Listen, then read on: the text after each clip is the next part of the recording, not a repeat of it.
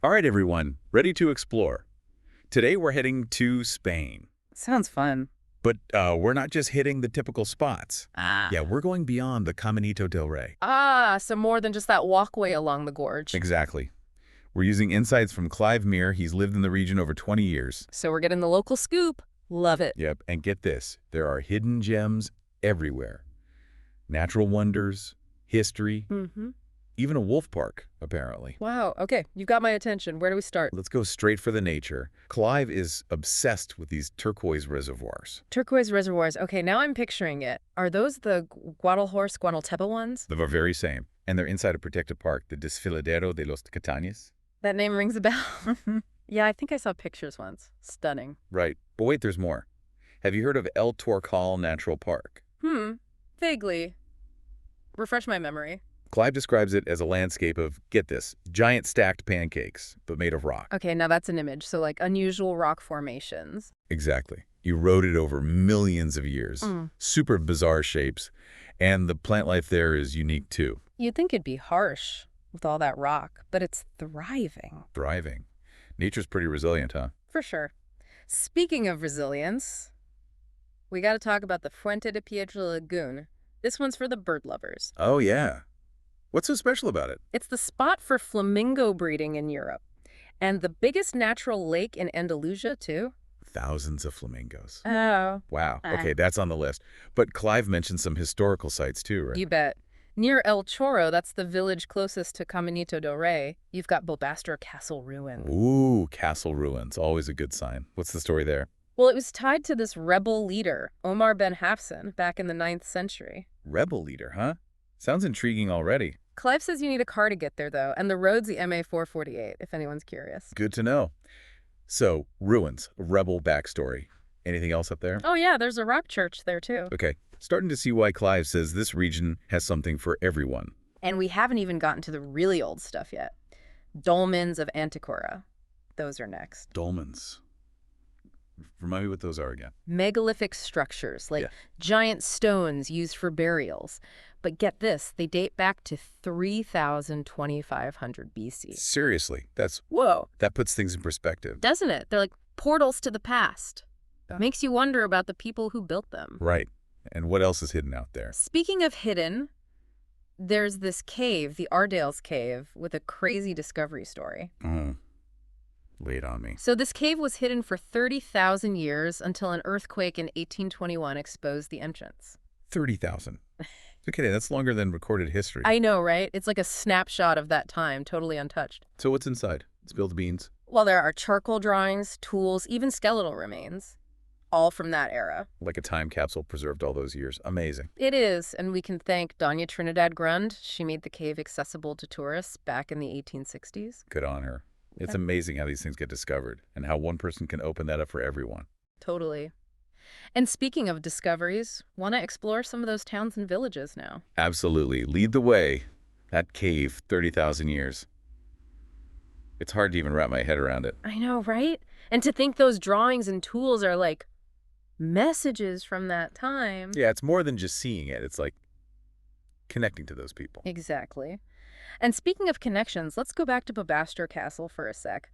That rebel leader, Omar ben Hafsan. Yeah, what's the full story there? I'm hooked already. Okay, so picture this.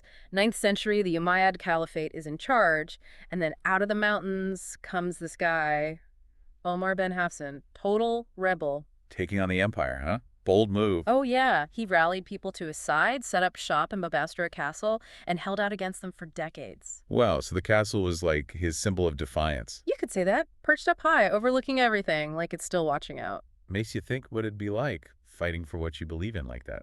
It's a good reminder that history is more than just dates. It's about real people doing incredible things. And those things leave their mark on the world. Kind of like those dolmens of Antiquera we talked about, right? Oh, yeah, those tombs. Total mystery wrapped up in giant stones. I keep coming back to how old they are. Thousands of years. It's just wild. Isn't it? And think about how they built them, those huge slabs, perfectly placed. You gotta wonder how they even figured that out back then. It's a testament to how much we still don't know about our past, I guess. Totally. So much to learn from these hidden gems. Speaking of which, want to shift gears a bit and talk about Lobo Park. Oh, yeah. The wolves. Can't forget those. What's so different about this park? Well, it's not your average zoo. They've set it up like the wolves' natural habitat so they can, be wolves. Ah, so you're not just seeing them pace in a cage. Exactly. Yeah. And they do guided tours in English and Spanish, so you learn a lot about them. I've always been kind of fascinated by wolves, but also a bit scared, honestly, seeing them in a place like that. It changes your perspective, for sure. You see how intelligent they are, their social structure. Sounds like it'd stick with you, seeing that. Definitely. This whole region's like that, Ancient stuff, nature, culture. It's all mixed together. We've done the caves, the rebel hideout, even the wolves. Ah. What's next on this adventure? Well, now's the time for those towns and villages we mentioned, each with its own charm. Ready for a change of pace? I'm ready to trade in my hiking boots for a stroll through some cobblestone streets. Where are we headed first? Let's start with Antiquera, home of those dolmens, but also so much more. All right, caves checked, rebel castle explored, even had our wolf encounter, sort of.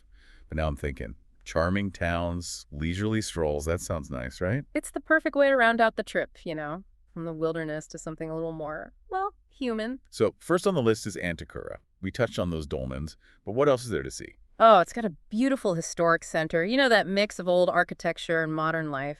Imagine churches, Renaissance palaces, and then little tapas bars tucked into the squares. So history meets delicious food. I'm in. Exactly. And it's easy to get to, like 40 minutes from Caminito del Rey. But if you really want to immerse yourself in local culture, Ardales is the spot. Ardales, that's the one closest to the Caminito, right?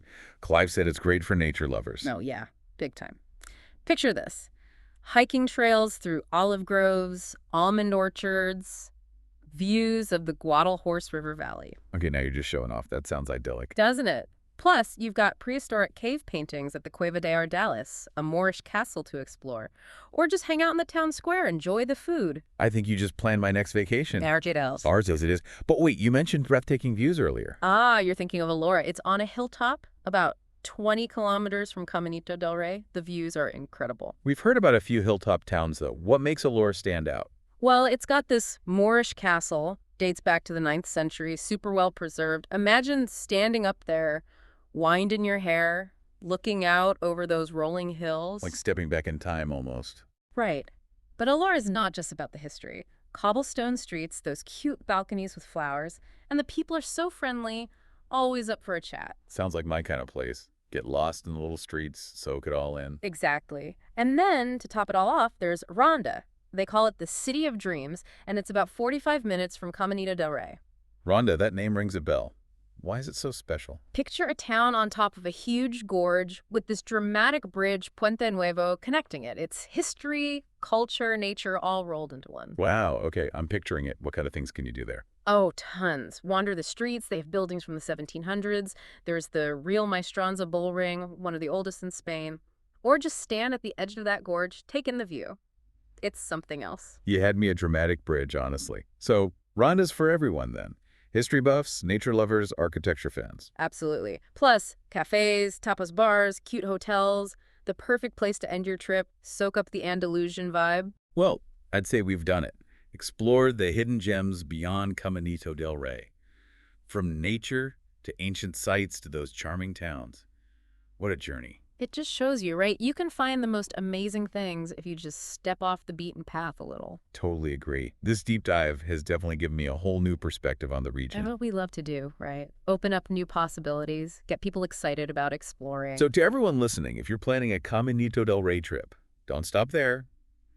Take some time to explore the surrounding area. You won't regret it. And until our next deep dive, keep exploring, keep learning, and keep that adventurous spirit alive.